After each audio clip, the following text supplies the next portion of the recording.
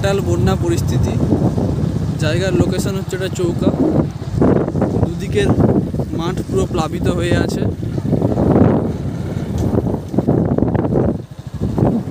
রাস্তার উপরেও জল দেখতে পাচ্ছ। বন্যার সিচুয়েশন বুঝতে পারবে যে সাইডে যে টকা পানা যত পুকুরে আরে জমেছিল সব পানা এসে রাস্তায় জড়ো হয়ে গেছে।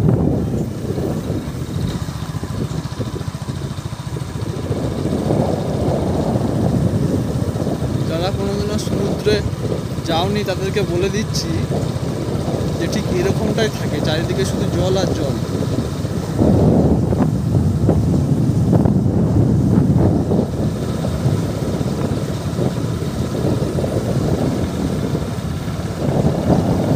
সাধারণ মানুষের খুবই অসুবিধা। মানে কোনো মানুষ যদি বাড়ি ছেড়ে যদি কাজে যায় তাকে ফার্স্টে দুটো কাজ করতে হয়, দুটো সেট জামা প্যান্ট নিয়ে বেরোতে হয়। একটা বন্যা বেরোনোর জন্য, তারপরে আবার একটা চেঞ্জ করে নেয়।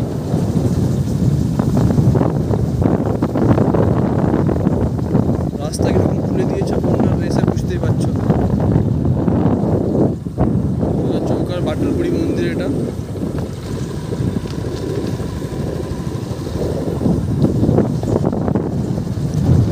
চাষের কোনো কাজ নেই, চাষের জমি পুরো ডুবে দেখতে পাচ্ছ। ওই জন্য সবাই মাছ ধরতেই একটু ব্যস্ত বেশি। গ্রামের দিকে মানুষ বসে থাকতে খুব একটা পছন্দ করে না, কিছু না কিছু কাজ তাদেরকে করতেই হয়। এই জায়গাটা দেখছো কত দূর অব্দি মাঠ, সব চাষের জন্য, সব জায়গাতে ধান লাগানো আছে।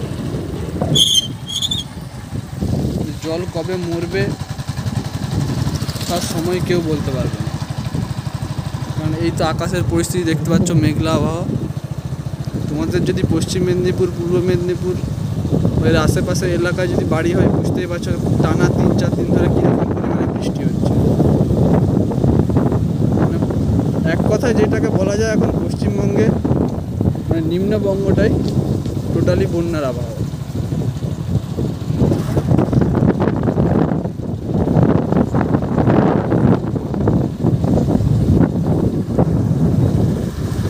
পানাগুলোকে সব ঢেলে রাস্তায় তুলে দিয়ে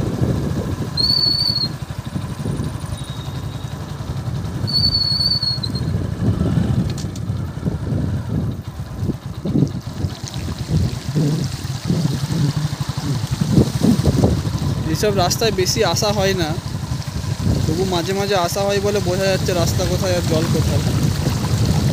নাহলে যারা নতুন আসবে তাদের জন্য যাতায়াতের খুবই অসুবিধা।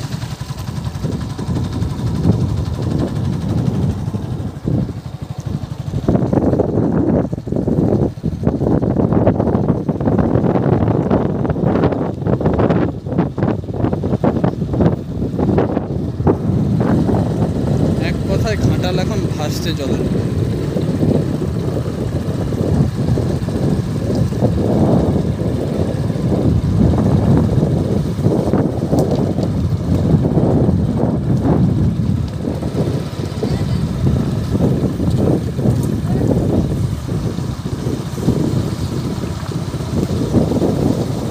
যাদের একটু মাঠের দিকে ঘর ডুবে গেছে, তাদের এই গরু বাছুর সব রাস্তার উপরে বাঁধা আছে। বন্যায় বা বৃষ্টি হলে সব থেকে বেশি অসুবিধা হয় পশুদের, বিশেষ করে বন্যা হয়ে গেলে।